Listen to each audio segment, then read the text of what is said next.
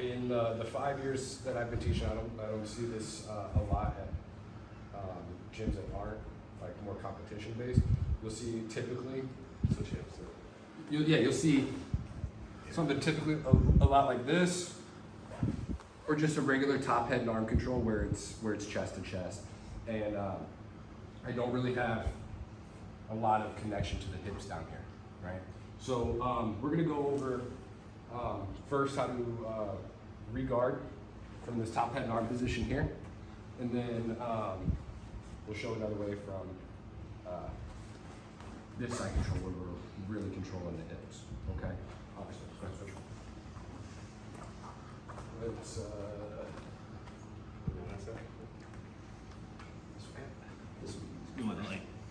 right, I'm gonna show it from 2 different angles. So actually, let's switch this a little bit. So, like I said earlier, just go regular top, right? Like I said earlier, this is almost always going to be a battle of frames versus wedges, right? So if Coach Randall's into side control here, I don't want to just hold him to me. That's all I'm doing is helping him out. I'm making every connection in every wedge that he has tighter and not creating space for myself. That's my optimal goal, is to create as much space as possible to re-guard, okay? So in order to do that, I gotta get my frames in place to combat his wedges, right? So almost always the easiest one you're gonna get is this inside frame here, right?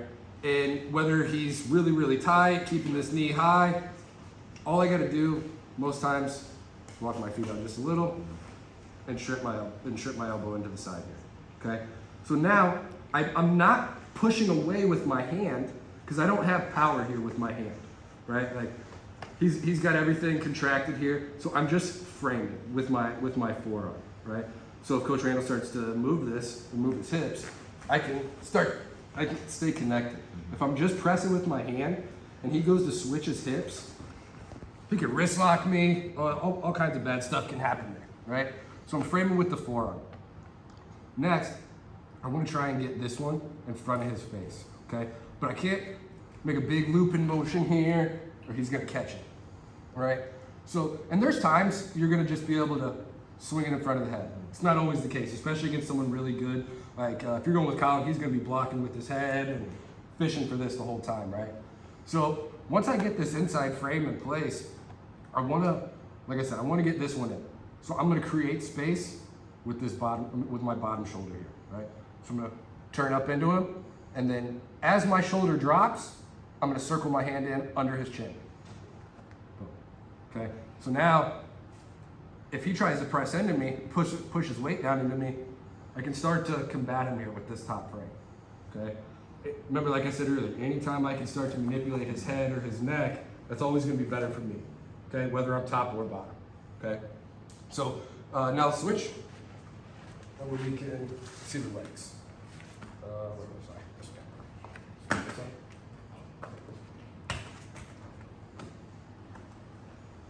Okay, so I want to control both of his hips. And my number one goal is to always create space to get my elbow knee connection here.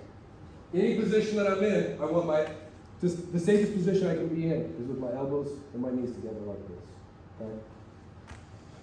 So we've already got this inside frame in, right? We've already put our frame in place on his hip. So now we're going to start to create space for our hips here, right? So I keep this knee up so I can always follow him. If he starts to switch his hips or try to put me on belly, I have a frame, right? Not always perfect, but this is the first step. I need to keep this knee up and block his hip, right? So I'm going to create a small angle with this foot here, so I can slide my knee in, and then this foot is going to come up high over his back, and I can start to re-guard here, okay? One thing I really want to try and avoid is getting my knee all the way across his hip line here, right? Because now I'm trapping myself in this half butterfly position, and he can start to hop over this leg, do all kinds of bad stuff to it, right? So I just need my knee in here, right?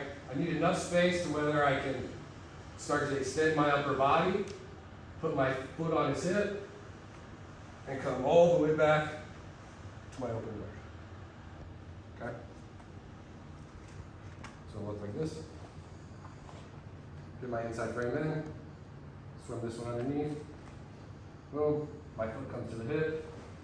I push away, bring my foot through. Okay, simple enough. Questions, comments, concerns?